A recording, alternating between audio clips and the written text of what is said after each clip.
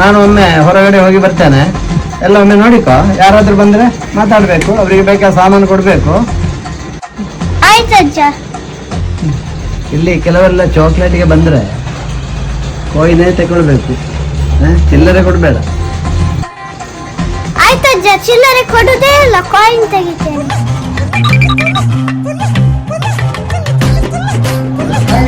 ನಂಗೆ 2 ಚಾಕ್ಲೇಟ್ ಕೊಡಿ. 2 ರೂಪಾಯಿ.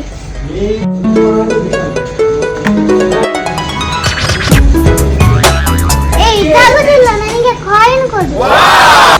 ಕಾಯಿನ್ ಇಲ್ಲ, ಮನೆಗೆ ಹೋಗಿ ತರ್ತೇನೆ. ಏನಿಲ್ಲ, ಆ ಚಾಕ್ಲೇಟ್ ಕೊಟ್ಟು.